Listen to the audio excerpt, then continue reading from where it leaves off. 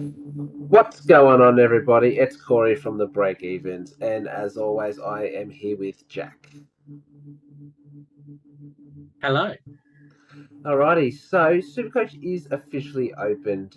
This is being recorded on Tuesday, um, and at midnight last night, Supercoach opened. I wasn't able to jump on until when was it? It was about 20 to 6 in the morning when I had work. So before we get into the changes and the podcast, let's get all the socials out of the way. So you can find us on Twitter at BreakEvensPod, on YouTube, search the Breakevens, and on Apple Podcasts, the Breakevens there. So if you have any questions, any inquiries, mainly on Twitter and YouTube, there's a comment section, or you can message us either directly or just normally on Twitter. So the Breakevens, or if you're on Twitter at BreakEvensPod. All right, Jack. I don't know if you've seen a few changes that have been made to Supercoach. I've just seen there's like one extra trade. That's about it. Yep. So there is one extra trade. So because there's an extra round, they decided to give an extra trade. So we have 36 trades. Could have been two the bastards. um, the 5 trade boosts are still a thing, which wasn't confirmed, but I thought it was, but it wasn't confirmed. But it now is. All buy rounds. So we know that there's 4 buy rounds. But we weren't sure if the second buy round, round 13, was best 18 or not, and it is. So all buy rounds, it's best 18, which is great. And one thing that I like is for Supercoach Plus members or Herald Sun members is there's a new tool this year that shows the percentages of players in the top 1%, top 5%, and top 10% of the overall rankings. So let's say Jack's ranked third, or in the third percent of Supercoach, because I have Supercoach Plus. His team will go into the percentages, and I'll be able to see who out of the top three, top 5% have Rory Laird, and if Jack is one of those, his percent will be there. So I think that's pretty cool. Um, and also leagues. Usually we're accustomed to 18 team leagues. That is now bumped up to 20. So it's 20-man leagues now. But you can do a custom league back to 18 if you want to. That's totally up to you. But I think 20, that's awesome. A few extra people to join the Break Evens League this year. So yeah, those are all the main changes. DPP's back, as we know, and everything like that. So, all right, what's going to happen today? Well, today we are doing our team reviews, the second part. We did the first last week, so if you want to go check us out on YouTube or on Apple Podcasts, search Break Evens. Today, the teams we will be doing is Essendon, Freo, Gold Coast, and Geelong. We will be going through our best primo choice, our best rookie, our breakout and mid pricer, our avoid or traps, and our under the radar pick, which Jack likes. So, all right, Jack, we'll start with Essendon. Who is your primo? Well, I found all round the board with Essendon was pretty tough, except for the avoid. There's no one really at Essendon that's like, oh, you got to grab them. Mhm. But with my primo, I've gone the average, but the always consistent Zach Merritt at 617.5k, average of 112.5 last year, and pretty much with Zach Merritt, that's you just know what you're getting every year, and it's that. He's just a solid M6 to M8 midfield selection who's a solid pod in the first 10 rounds, or usually up to buys. He was the only one I could justify really putting in the primo slot, to be honest. Yep, well, I went Zach Merritt as well. 617k mid, the old faithful, and the second half of the season specialist, as Jack just spoke about. He's averaged over 107 out of his nine seasons, which is great. Four of those have been above 110, and he maxed out in 2020, which was the COVID year, at 115.6. Last year, as Jack said, he averaged 112, but as we know, he does his best work after the buys. He averaged 116.5 after the buys compared to only 106 average before the buys. So there's a big 10-point jump there.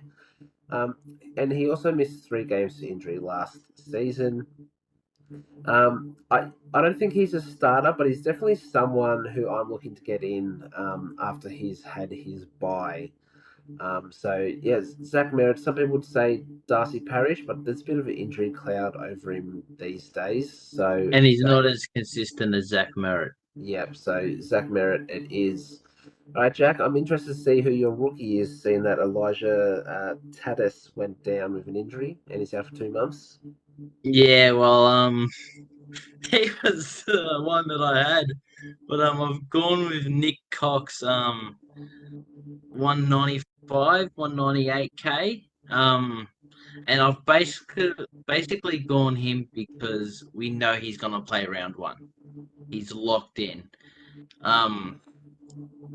I can like he's not gonna be one of those Toby McLean likes who could go deep in with our rookie selections or like a Will Ashcroft, but he's someone who I can see make around 100 to 150k and up to upgrade, and he's someone that we don't need to worry with his spot in the team. Yep. We just know he's best 22 unless he gets injured. So that's why I've gone with him, or else it was Elijah Tissatat, however you say it. Yeah. I think he needs a wing role to um, get those points, Nick Cox. Um, I've gone with someone else. I've gone with Rhett Montgomery, 102k defender. He's Fucking who? he's a 22-year-old mature age intercept defender who just came out of the Sandford where he averaged 68 ranking points, and that included an average of 10 kicks, 4 handballs, so 14 possessions, and almost 8 marks a game. He's impressed early in preseason, and he has experience under his belt against men. He could be a good prospect for the Bombers this season with that intercepting role, but will he get a chance? That's a big question. So keep an eye on him. Um, all right, Jack, who is your breakout slash mid pricer? Um, I've gone with Andy McGrath. Okay, yep. 478.7k, averaged 86.9.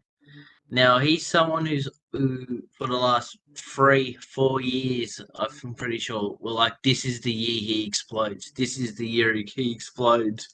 But under Brad Scott, I'm following suit. I think this is the year he explodes. Um, I'm pretty sure he will be playing wing half back with a little bit of CBAs. Yep. Which we saw with his best years. He was scoring off the halfback, not in the centre bounces. So he's gone back to his best position, and it's a risky mid pricer, but I reckon Andy McGrath can bump that up to at least 97 odd, but even push it up to that 100 if he keeps his role under Brad Scott. Yep, definitely playing off the halfback, it seems, at the moment. So that's where he scores best, funny enough. Just because they get more mid time does not mean that correlates to more points, as we Well, look can at Jack see with Crisp as Jack well at Crisp. Collingwood. Yep. Yep, that's it. So, yep, he was definitely someone who I was looking at early, but then I found better ones around him. I feel so. I've gone with Ben Hobbs, 347k forward. The man I said I will never select again in my Supercoach team because I traded him in last year. Traded him in early. He stunk it up. Pretty sure he got like a 13-1 game and like a 30 odd. So I got rid of him straight away, tried to make a power play, and then he comes out next game and scores a 93. And and then he continued to find some consistency. We know he's an absolute ball. He just needs that midfield time. Yeah, so an increase in that midfield. If he can do that, he'll be a tidy scorer, probably around 80 to 90 points, I think. His price is averaged at a 62 points, so for him to make 150k, he'll need to average minimum 85 for that 100k, I reckon, and more of a 90 to 95 for that 150k. And that's just for him to become a serviceable stepping stone. So, not someone I'm looking at personally, but I think someone who can definitely break out. All Funny right, enough, I was gonna put him in just because of your hatred to him, but I'm glad I didn't because that was a lot better. You selecting him. yes, yes. All right, mate. Who's your avoid and trap? I don't think you'll like mine. Well, I think we've got the same person. Is it a bird? Is it a plane? It's the package. No, Jake no, different, Stringer different. at 378.4k, an average of 68.7. And I've put here in my notes, he's the shit version of the Goey. They're always in trouble with the cops, and they always look like they could have a huge year, and then they just don't. So that's why I would put the avoid with Jake Stringer, like the Goey we said last week. He's gonna score those couple of hundreds, even possibly 130 plus, but he's gonna score those. Well, especially with Stringer, he's gonna score those 40s and 30s and be in the Aiden Bonner club. So just don't go for him. Yep. Yeah, definitely not someone. He's good in bursts, but he doesn't have that consistency for to run out a game like that. So, mine, Jackie, someone you looked at very early, and that was Mason Redmond at 510k as a defender. He was someone who benefited from a new role last year. He was the main distributor out of halfback for the Bombers. And he took 60 kick ins, which was second most to Ridley, and he played on from 54 of those. So that improved his scoring just because it's easy kicks when you run out of that goal square. I think with Ridley in the team, he is capped at about a 95 average. If for some reason Ridley gets injured, then I think Redmond is a great pick. But if you're thinking realistically, is he going to be a top 6 to 8 defender? Probably not. So, in my eyes, he is an avoid. Um, all right, Jack, who's your under the radar? Mason Redmond. Ah, no.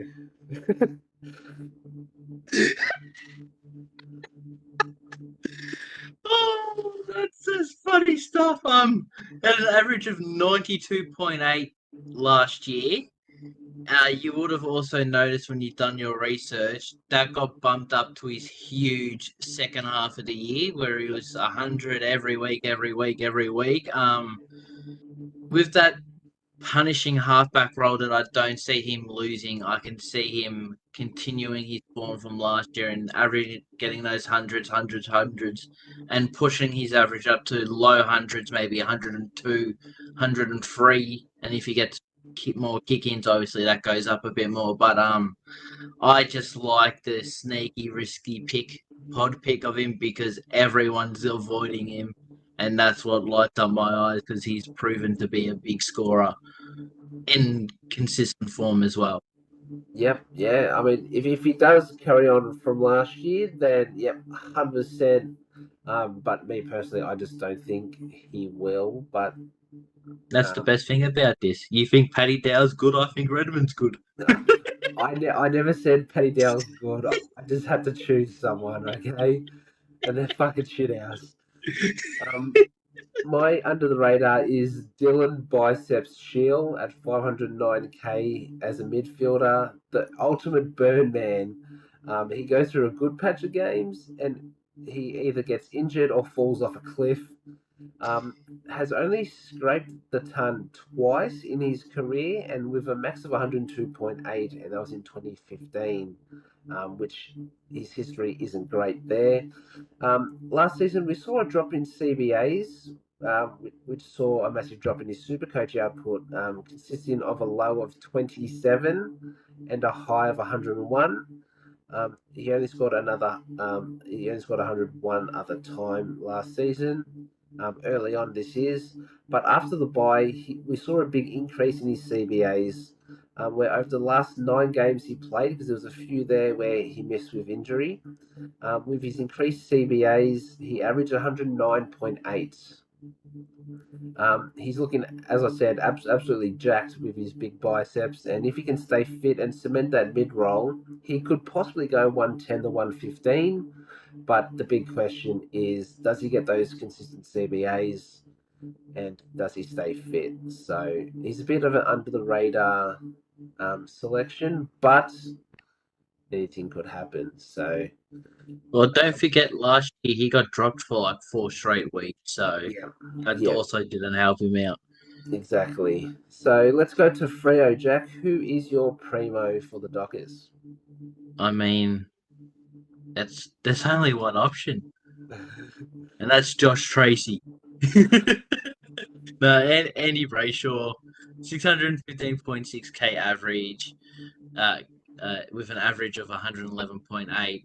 He was someone who was around that high 90s to low 100 going into last season, and we were there like Kenny Carney, and he did. He took his game to the next level, got that 111 average. Pretty sure got third in the Brownlow. Jump on him, young, gun, and healthy, unlike Sam Walsh. Lock him in. Yep, so I had Eddie Brayshaw as well, as you said, 615k midfielder. Hamish's brother is back, and he just keeps upping the levels year on year. As Jack said, 111.8 average last season, which is his highest, and he bumped that up by 4 points on 2021. Can he go to the next level? He has a massive ceiling. He scored 189 last year as his biggest score. His only downfalls, though, he finds it hard to break a tag at times. That's definitely something he does need to work on. And his kicking efficiency at time is very inconsistent. One game he'll hit every target, the next he'll miss every target. He's a bit like Tim Taranto, except he hits targets sometimes. Um, personally, Just I sometimes. personally I'm not going to start him just because I think you can get better players for a little bit cheaper, who could definitely do the Tim same Taranto. thing. But if you do jump on him early, he could be a great pod as he started last season on fire. So all he needs to do is just find that little bit more consistency, and then he's definitely a lock. So I think look out for next year. So let's move on to the rookies. Jack, who do you have? I've got my boy from last year, Matty Johnson, at 123k mid. Um, Last season, pre-season, he was looking to be in the best 22 round one. Then an ankle injury, then coming back from that, another injury and another injury. He's looking fit this year. The same Matty Johnson as last year. A fucking gun with ball in hand. Hits targets. I reckon if he doesn't do his ankle again between now and round one, he's a definite starter for Freo. Yep, I've got him as well. So as Jack said, 123k midfielder. Someone we were excited about last season before he went down with the foot injury, as Jack said. He's a real up and under midfielder. He has clean and sharp hands, so he's very good at ground level. From all reports in match sims, he's doing everything possible to give himself a chance to play round one, and everyone's super impressed with the way he's going about things, and with his inside work. If he plays round one, he's a nice little M9 right there waiting for you with his name on it. So lock him in if he's playing. Let's move on to the breakout slash mid pricer.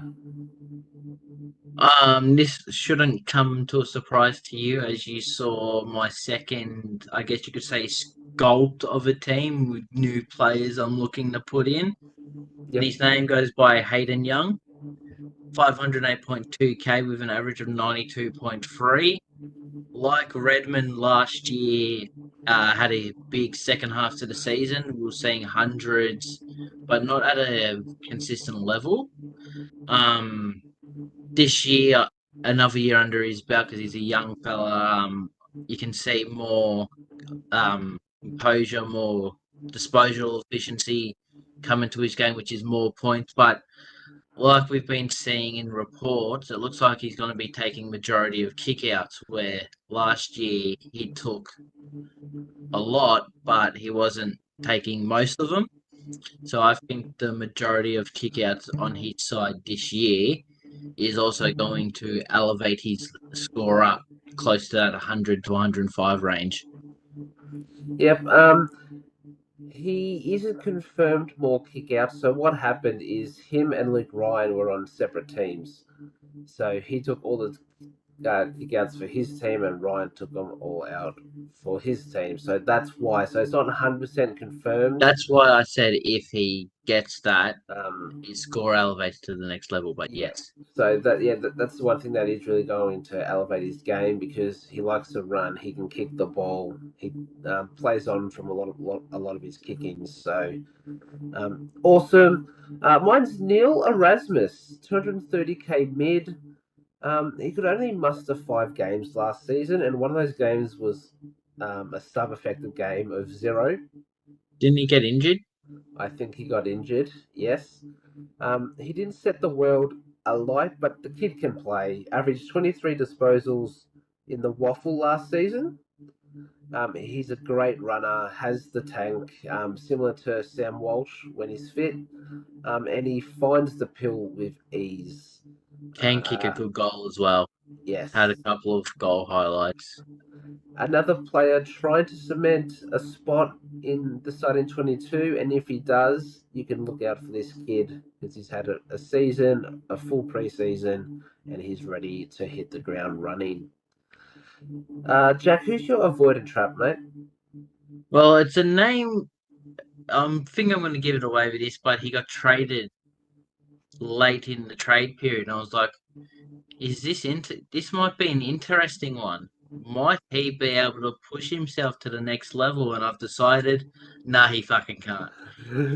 Jaeger O'Meara, 472.4k at with an average of 85.2.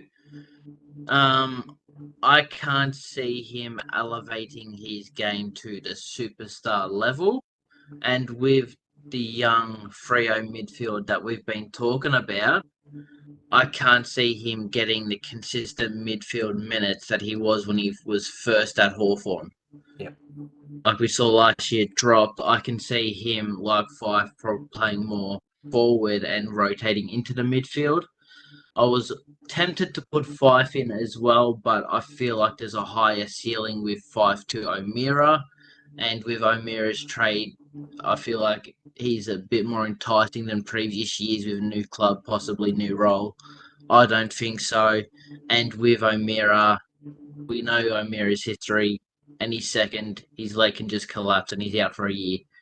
So Yep. it's a very scary name to chuck in for your super coach teams. Yeah, and with that good comparison, the five at least presents some value in his price, where Yes. Amir is just going to be whatever the hell his price at, I reckon. So, yep, that 472. 472. Yep, that was a good one. I've gone for Luke Ryan, the man we're just talking about. 531k defender. Um, he gets mistaken for being one of the best defenders, but he only had one big year, and that was in 2020, which was a COVID year where everyone's points got bumped up because of the scaling, because there was less games. less minutes and stuff like that. So, and he only averaged 107.3, and yes, you say only 107.3 as a defender. That's pretty good. But other than that, he's had 4 seasons averaging from 90 to 99.5. Everyone jumps on him because he's always the cheaper player than all the other Uber premiums like your Sitherleys and your Stewarts. But he's cheaper for a reason. He isn't a top six defender. He takes majority of kick-ins, as we know, and this does help his score, but it hasn't shown any consistency in his Supercoach score where we'd expect more from someone who's 531k. Apart from last season, his 5 seasons before that, he has failed to play 22 games. So he hasn't played a full season except for last season, which was very rare. He always seems to have a niggle and just misses 2 to 3 games with a calf for some reason. So don't fall for the trap. Stay away from Ryan. And lastly, Jack, who's your under the radar pick? Can I just say, I'm loving this episode already. Because my under the radar pick, yet again, it's Luke Ryan. Oh, no. 531.6k with the average of 96.5. And let's not forget, last year, when we did the hot and cold, every time I had Freo, he averaged 110 plus. Now, if we can have that on a more consistent base, he's the best defender in Supercoach.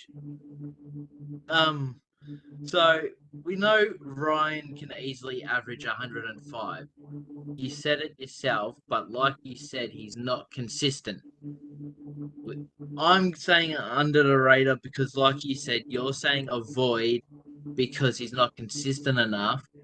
Lukey Ryan with a more, would you say, would age be the right experience? The more experienced defense, I feel like it can also help his game as he's more of an intercept marking defender instead of a key defender, I guess you could say, like a Darcy Moore, just not as athletic.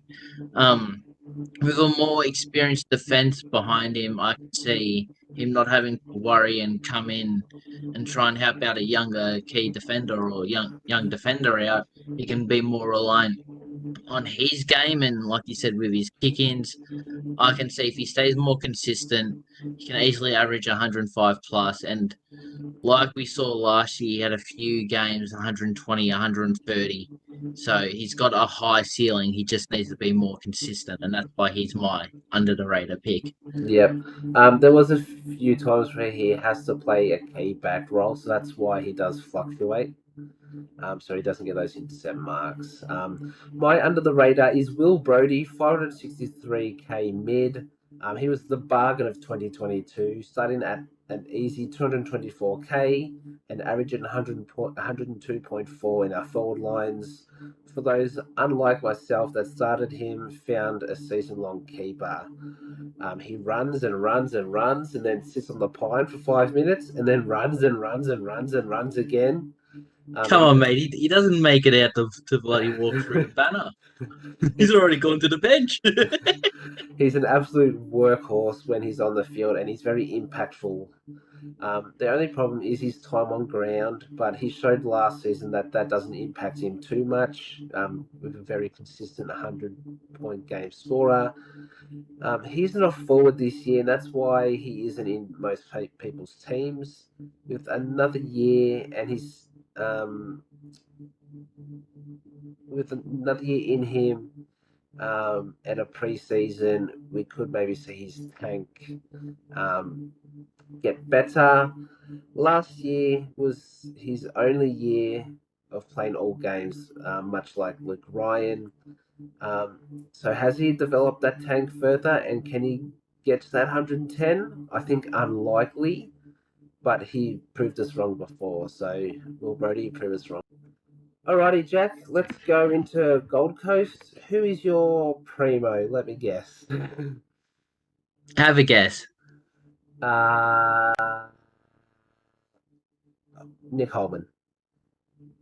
Oh, Close. Matt Rao. No, it is the one and the only Jared Witt, 605.1k average. My king of last year, started him and he did me well.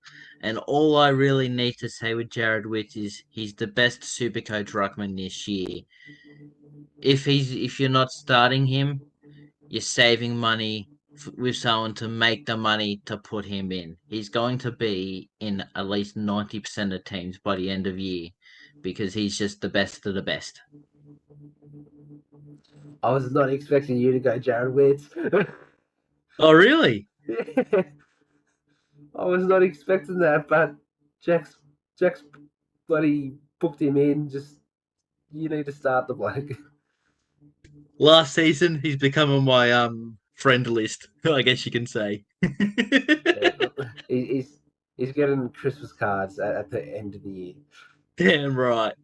Um, Thank you, you king, from Jack to Breakevens. I I do think he is a tad overpriced, but what I do like is he was one of few rucks last year to play every game. So that's what you're getting with Wits, which is something we're not usually used to seeing, but last And year he showed. consistency. Yes. He kept his consistency before his injury in Yeah. 2021. Well, I thought you were going to go this man, and that is Took Miller or Took Miller, however you say it. 662k mid. The last 2 years, he's averaged 124 and 120 respectively. He's an absolute monster, and he's looking as fit and strong as ever.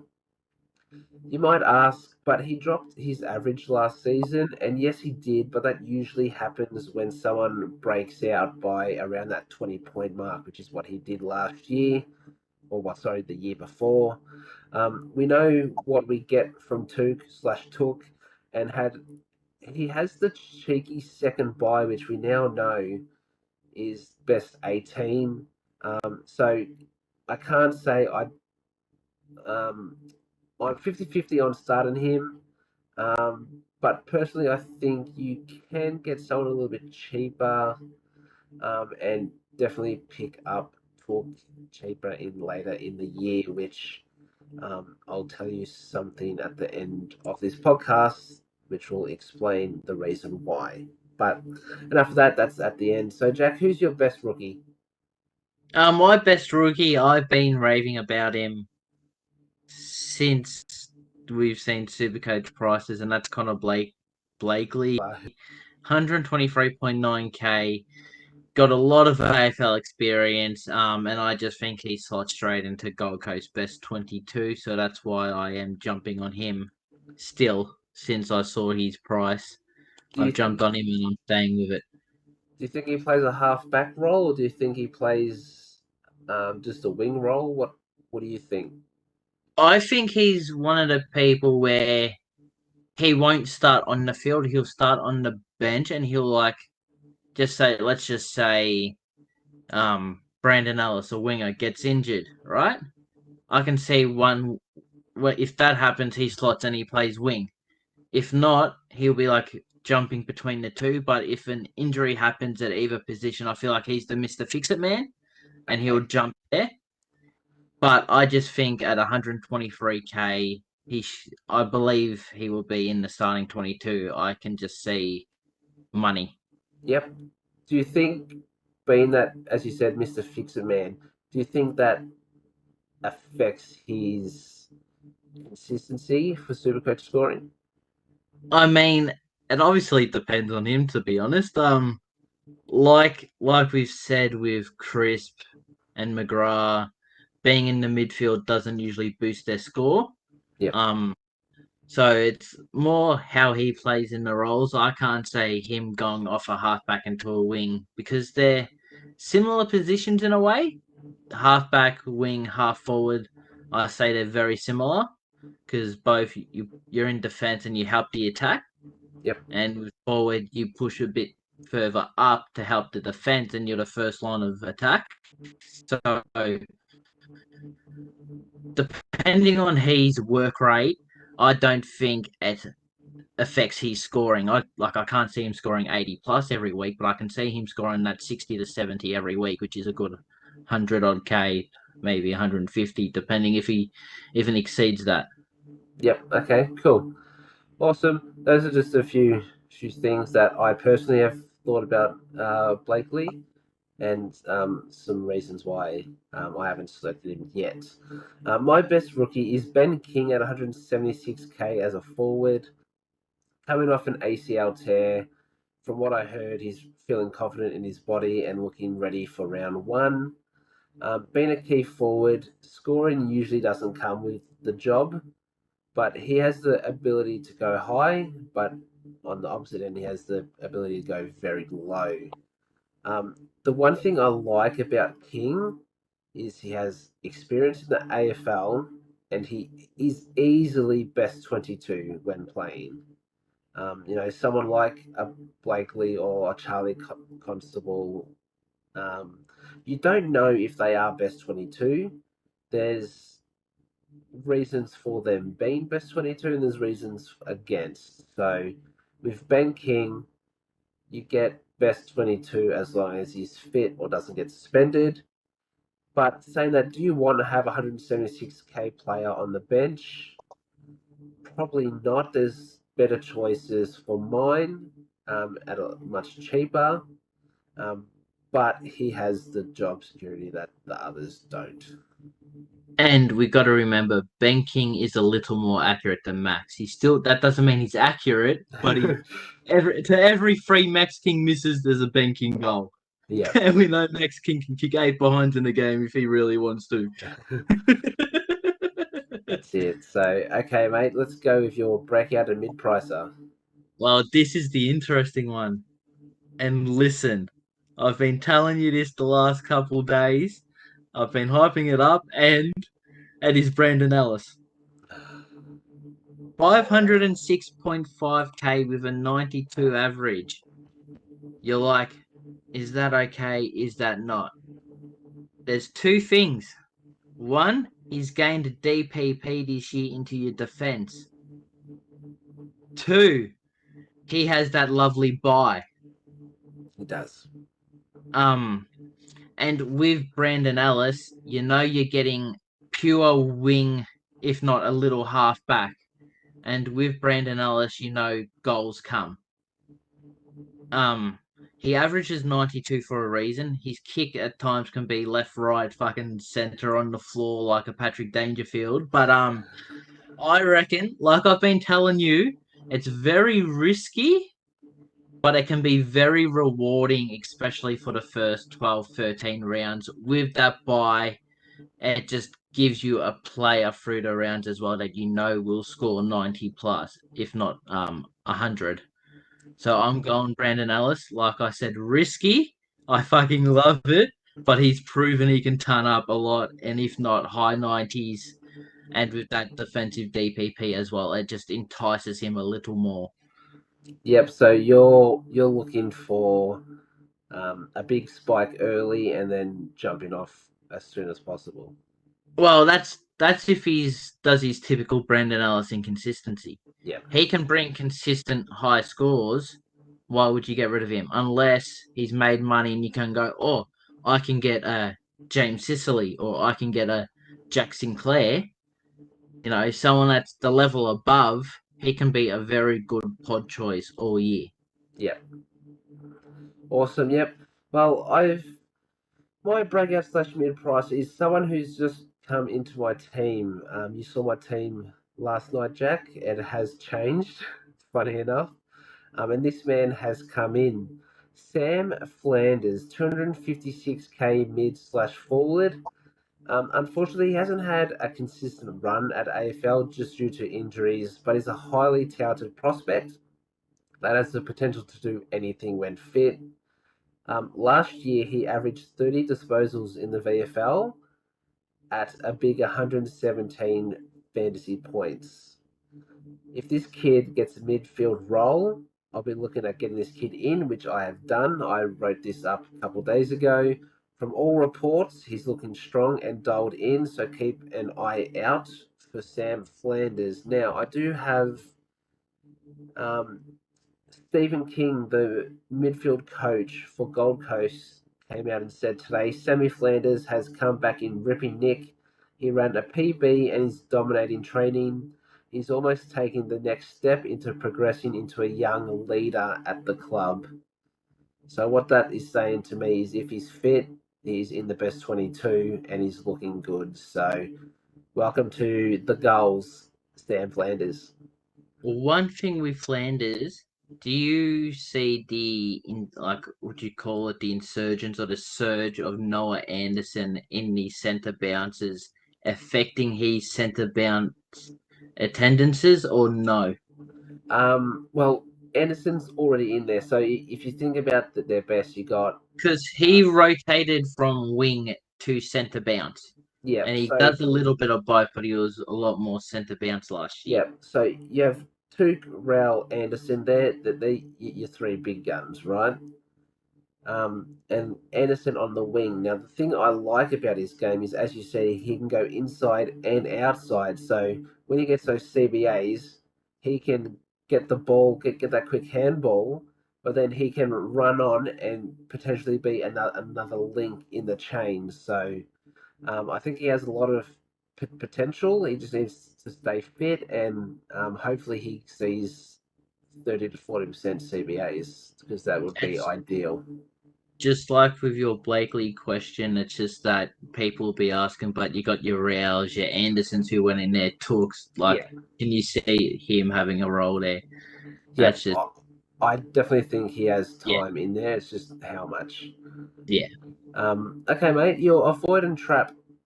So funny enough, I jokingly said he was my primo, and it's Matthew Rao. I think you'd be agreeing with me this year because 2 years ago I said he was bouncing back and then he got injured. And last year you said he was bouncing back, showed a little bit at the start, then just disappeared. Yeah, Um, he averaged 87.5 last year at 481.8k, if I did not say that. And majority of his scoring were the first 5 to 6 rounds where he was scoring hundreds for fun. yeah, And then you saw him drop to the 90s, to the 80s, to the 70s, then to the 60s. I just can't see him being consistent enough, especially with Anderson, who went into the midfield. We saw he's the centre bounces. We saw his not price, his score rise and Rao's drop. I can't see him for a yearly average be much higher than that 87 that he got last year. We obviously know there's excitement with Raul with his first season where he had that ridiculous average of 110 plus. But since then, injury, full season, but wasn't great. yeah. Um, Obviously, going off that, this could be his bounce back year. Can I see it happening? No. We've both fallen into his trap before. Yep. That's why I've put him in as the trap, Yep. the I, ginge from the Gold Coast. I do think last season because he has had those injuries, he fizzled out a little bit just because the fitness levels. So maybe with that season done and a full preseason, he could bump that up and maybe get to a 9,500 average, which we know he can definitely do. So Well, he um, can definitely do it. It's just like last year, he showed that early. A lot of people jumped on, and then a few weeks later, they were spitting dummies, throwing their socks into their washing baskets, and like, I hate this gin from the Gold Coast. Give him his notebook back. so my avoid and trap is a guy that you've mentioned a lot.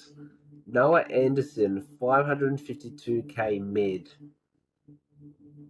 Now, you might be thinking, what the fuck are you on about? He's a breakout potential. He is a breakout potential, all right? He had a great 2022. He cemented that full time mid role, and he looked similar to Took. He tackled, he extracted, he burst out of the pack, and he got plenty of the pill. He bumped And he up kicked his, goals after the siren to win. yes, he bumped up his average with a massive 18 points from the previous season. And I see. Can I see him go again? I do see him bump up his average. Yes. I see 105 to 110 average. Now you're probably thinking, hang on, this is an avoid trap, and you've just said he's improved and you think he's going to improve.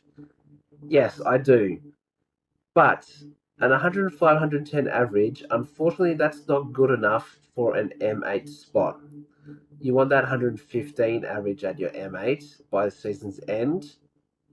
I think you have better options with LDU, Tom Green, who LDU is a bit more expensive. Tom Green's a bit cheaper. They are looking to push that 115. I think you have Tom Mitchell there, who's looking to go 115 as well, possibly. So there's better options. Um, I think Edison is a wait for now, but I think he's a pickup in 2024. He's someone I'm already looking forward to there. All right, Jack, who's your under the radar pick? Well, as my mate Jim Ross would say, by God, what an episode this is. Because not once, not twice, but three times you're avoiding my under the radar pick. Here we go. Like you said, he averaged 100 last year and he's gonna bump it up. I agree, but I disagree. I can see him bumping it up to 115. We saw last year, especially against the Tigers, kicked a huge goal to seal the win after the siren. We can see more moments of that. We can see more composure on the ball, better decision making, boosting his scores up. I think he's a get of the year. I've had him in my notepad. I'm looking at him. I'm not sure if I'm going to start him, but he's someone I'm looking at bringing in for sure. Main reason why I can't get him in is because I'm looking at my John Newcomb Yep. as the breakout king. So that with money I have left over, he can instantly go up to a Noah Anderson. But I reckon he's going to be pick of the year like Andy Brayshaw was last year. It's a similar storyline to me. Mate, people are going to think this is actually scripted. My And I avoid can't and wait your under the because I radars. can. The one that I was like, that's going to be like the best chance of Eurovoid to my under the radar is Geelong. So I'm excited. I think we might be good there. Anyway, my under the radar is Jack's lock for the season. Jared Witt, 605k ruck. He's come back from ACL and he went bang. Um, he put 10 points on top of his previous best, and he played all 22 games. He started on an absolute heater last year, but fizzled out late, which we said before could have been just um, burning out because he's had a bit of time out of the game. No, no, I know what it was. It was bullshit by Supercoach. They don't know what they were talking about. They weren't giving him points for kicks and handballs. That was bullshit. So yeah, if it is because he had time out of the game, he has another year in him and a full preseason so far. Fingers crossed. With the R1 spot being the hardest has ever been in Supercoach, going for someone that is a solo ruck and playing consistent games, you can't go past Wits. He's a bit more expensive, but you're paying for a solo ruck, you're playing for a full 23 games. So I think he's going under the radar just because of his price, but I think he's one of the better selections if you can afford him. Don't forget as well the Gold Coast bye. Yes, and of course It's Gold another Coast by. major boost that not many people that I've seen talk about Wits bring up. Yeah, They always go, "Oh, I'm scared of his starting price," but they don't also bring that extra factor to the season with his buy, which I reckon gives the money that you're paying because you know you're fine with the buys as well. yep, nice. All right, let's move on to Geelong, our last team for the podcast. Who's your primo, mate? I mean, I think we've gone the same here. Tom Stewart, 604k. I think he's the best defensive super coach option. 109.7 average last year at 604k. We saw towards the end of last year a couple of games he scored 50s because he had like it was like a forward tag, you could really Yep, say. yep, Um, I feel like We don't need to worry about that. Teams can try all they want, but it's Tom bloody fucking Stewart. He's gonna be like, put your whole forward line on me. I don't care. I'm gonna take a screamer on all their heads at the same time because I'm Tom Stewart. Oh, he's a lock for me. Yep. I put Tom Stewart as well, as Jack said, 604k defender. Reason being, his name is Tom Stewart. So moving on. I Um, mean, we got the same reason. I can't no, have done no, wrong no. there. But on a more serious note, though, 3 years in a row he's gone above 100, and his highest last year at 109.7. He missed 2 games with small niggles early and had a 4-game suspension for knocking out someone in Richmond colours. Yeah, that was a good snipe on Um, Dion Prestia. Yep. He's the best groin defender we have and one of the most consistent, so start him, and that is all. Okay, Jack, your best rookie. Now, this one was a little tough, but I had one name, and that's Asava Ratugolea. Nice. 174k with an average of 39.5. Very scary. I'm going him because he plays round one. You've got Tom Hawkins, who's missing the first 2 to 6 weeks. I think it's 4 to 6, but I'm not 100% certain. It might be 2 weeks, so I'm chucking the 2 weeks there. He's instant rolling that forward line and probably chipping out second, third ruck with Stanley and Blitzard's doing most of it. Um, but he's a guaranteed round one starter. So that's why I'm chucking him in. And when Hawkins does come back, I can see him either being the last bench player or even the sub, which still is playing. Not great, but compared to the other Geelong rookies, it's better. Yep. So obviously he's that sub risk, so it could really stump his um, cash generation. So it's definitely a risky one, but he's got games early. So my best rookie is Cooper White, 123k mid forward. He's a midfielder that has been compared to a young Joel Selwood. He bursts out of packs, he's tough as nails, and has a booming kick on him. He averaged 16 disposals and just under 5 tackles last year. He's highly rated by Geelong and he's putting the right foot forward in pre-season. Could he be a cheeky round one pick? As we know, Chris Scott loves to blood the youth, unless you're Constable, that is. So watch Cooper White closely. Could be a sneaky selection there. You're forgetting about Sam Simpson as well. Yes, and Sam. And who was the one? Cooper Stevens that went to Cooper Hawthorn. Stevens. Yeah. All right, Jack. Who's your breakout and mid pricer? So funny enough, I was looking at Sam Menengola at 360k, Yep. but I said no. Like with Brandon Ellis, the defense and the buy, I've gone with a man that we're gonna see, I believe, pure inside mid minutes. His name is Timothy Atkins the fourth. At 461.2, 83.8 average. I can see him being a beautiful cheeky pod choice in your defense as he has the defense DPP. And we know what we get with Tom Atkins. If he can put his disposal level and efficiency up a bit, we see that 83 jump up to a 100. But like I said, we know what we get with Tom Atkins: 10 tackles a game, chucks his head over the ball like he don't care, gets those clearances. He's a bull, and I can see a big spike, especially if he can get more possessions and be more effective with it. Yep, I went Tom Atkins as well, funny enough. So, as Jack said, 461k defender mid. He was a cat that caught my eye last year, definitely late last season. He found some mid minutes, which coincided with a boost in his Supercoach average. But late last season, though, he found himself with less CBAs, and we saw a bit of a drop off in his scoring. I feel that with Selwood gone, a spot has opened up, and he has proved to the club he has what it takes. So it could be his for the taking. Just keep an eye on Bose. As we know, he's just come over. I feel he might take some of those minutes off of Tom Atkins, but definitely someone to keep an eye on. As we move to the avoid and trap. Patrick and SpongeBob Dangerfield. Okay.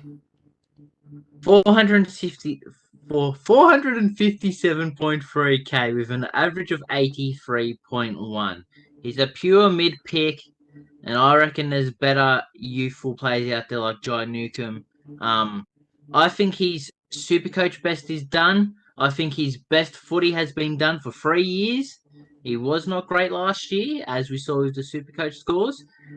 I can't see him getting back to his best, and because he doesn't have that forward DPP, it's not as enticing. And to end it off, as everyone knows, he lives in Dustin Martin's shadows, so just avoid. Do you think he gets forward DPP this year, and does that change your mind a little bit? Um, with Selwood going and him not playing much forward last year, with Selwood in, I can see, unless Chris Scott, like you said, just opens the gate and brings in a bunch of youth for the midfield, he will play mostly mid, which will lose out the DPP. I see it's basically up to Chris Scott. Dangerfield wants to play mid. Chris Scott showed last year he wants him to play mid, so I believe he will play mid. Yeah, fair, fair. Um, If he all does right. get DPP, but he is an enticing look depending on how he starts. But I still think he's an avoid. Okay. Yep. Well, my avoid and trap. Let's see if he's your under the radar. Tom Hawkins, Fuck. 529k forward. This man keeps scoring consistently, and he's getting better with age. It seems. Usually, key forwards are a no go, but for some reason with Hawkins, he's a rare exception. Well, you've got three key forwards that have showed they can average 100, and Yeah, two of them are for that club. yeah. But I know what you're thinking, Corey. You've put him as an avoid. Yes, I see a decrease in his scoring this season. He's another year older. His body's getting slower. He's injured at the moment. Probably Missing going the to miss first first 4 odd month. week. Yep. It's going to And I affect him. and I think with Jeremy Cameron there, if Cameron's fit, it's time for Hawkins to take that step back. Um, Look, he might prove me wrong. He's a great mark. He's a great one-on-one player, and he's usually a pretty reliable kick. So he And doesn't he's have to do very too much. unselfish. Yeah, yeah. He doesn't have to do too much, which is good. But you'd think at some stage he has to Slow down a little. digress, surely. So, yep, Tom Hawkins as my avoid. Jack, who's your under the radar? And I know it's not Tom Hawkins. Sucked in. It's Tom Hawkins. No, you would have seen this name, and we were having a conversation about him not too long ago, Ah, earlier today.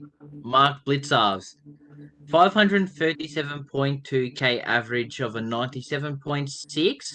I can see him being a cheeky ruck selection, as we know he gets a little bit of ruck minutes, but we know he gets a lot of midfield minutes.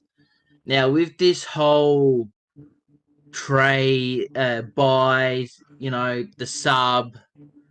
That sub rule, I think, enhances his scoring. okay. Because, like we've said, Stanley will be the number one ruck, Asava will hit out. That sub rule, I think, comes into great effect. And as we know with Chris Scott, he loves the laid out, right? He does. So I can see Blitzar's playing mainly as the intercepting defender, midfielder, and then second halfway through third quarter maybe brings the sub in, brings in a young player with fresh legs to run around, takes off a Stanley or a Radigalia. Blitzar's bang, goes straight into the ruck. We know he's an endurance beast. He's shown the last 2, 3 years he can average 95 plus. I think this sub rule especially with the scariness around the ruckman. We're avoiding a lot of ruckman because we think they can be subbed. We know there's no way in hell he's getting subbed unless he's injured, and we know he does so much around the ground. And unlike a Will Brody, for example, he has the tank to run all day and then all night afterwards. He's a fucking beast, freak of nature. It's crazy, but I think with that, I think with that R2 spot, he's a cheeky pickup. Maybe not start him to see what Chris Scott does with him, but definitely. And when we see how the sub rule works and how they and what teams are doing, I reckon he's a great R2 selection. And we know he's going to be fit all season and play every game. So it's a very risky pod, like I've been saying to you, but it's something that can work out. And like we've been saying with Gold Coast and Geelong, he has that buy. Yep. So yeah, we were talking about this earlier today, and I don't like the pick just because there's going to be games where he might be given that key defender position, or if Mark O'Connor's not playing, he might have a tagging role. And then there's two other ruckmen who are looking to play games as well. So um, it's going to be very hard for him to elevate his game. I think if he averages 105 for the season, I think that is probably a win. But I think anything less than that, um, I don't think is worth it. Especially with you can get Grundy or Rowan Marshall for about 30k cheaper, who could probably do the same or even go higher. So, but There's it's definitely there's definitely an argue about it, but the best thing you can say you're looking at is if he does, you're practically putting a midfielder in your ruck slot, yeah, yeah, which we've never seen before and is ridiculous. yes, Especially if you can put that 100 those consistent 105 scores in, it's a crazy pull out the hat, yeah, great play. But like I said, it is very risky. yeah. Well, my under the radar is Sam Menegola. You were going to mention him earlier, but you chose not to. He's a 344k mid. Sammy Boy has averaged 103 times in his career, and the top being 107 again in 2020, COVID year. And he averaged in the 90s twice. He had the scoring potential when he gets the right role in that midfield, but over the last season, he had a few injuries and he lost that mid role and found it hard to get back into the team. He can rest up forward and has shown to be a threat. He's a good mark and a good kick. He just needs to get those CBAs, and more importantly, he needs to keep his body healthy. I think if we have a healthy midfield Menangola. He can go 100 to 110 average. Um, and I can see him being a great stepping stone for our sides. He's a bit dearer than your Dom Sheeds and Hoppers, which most people are going for. But if you like a riskier one, Sam Menagola is there, but just need to wait for that role, which is very much unknown My currently. So, question is, um, he was injured for the start of the year, but he couldn't get into the side. Can yeah. you see a spot come in for him?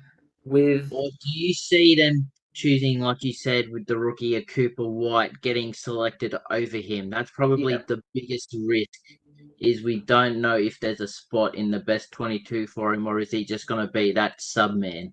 yeah, with White, Menengola, Bose, and Atkins, I reckon they're all fighting for mid time. I think they all get minutes when they play, but it's just who gets the majority. It's very much unknown. Um, but yeah, I think he's a bigger body and a bit He's more of a mature body, so he's a that could work in his scoring favor. beast, but we know with Chris Scott, once he pushes someone out the side, it's like they can't get back in, Yeah, no matter who you are. yeah, Like Sam Menengola, like should have played most of last year when he was healthy, but because Chris Scott doesn't like to change things up or doesn't like to bring someone in who knows he can do the job. He kind of like leaves them to the side, like what happened with Menegola last year. That job security is the scary part. Yeah. It's not his price. It's not really his role. It's more of does he play consistently under Chris Scott, which I can't see, as I think Max Holmes has taken his spot in the best 22. Yep. Okay. Yep. No, fair. Fair. That's all good points. Before we sign off, I just have a small announcement. This Saturday, I will be doing a small, I guess, not podcast, but a video on Supercoach and the numbers around Supercoach, more with the magic number and how that works and what that means this year for cash generation. So that should be out by Sunday. So keep an eye out for that. That's going to be very informative. And So it's keep a an you eye out. exclusive. It's a me exclusive, so keep an eye out for that. But Jack, anything else to add before we quickly sign off here? No.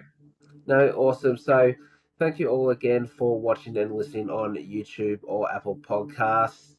Don't forget you can find us on YouTube and Apple Podcasts. You search the Breakevens, you'll find us there, or on Twitter at BreakeVensPod. Next week we've got our third part of our team reviews, so get ready for that. We're going to have 5 teams there, so um, that's all for tonight. So thank you again all for watching and listening, and until next time.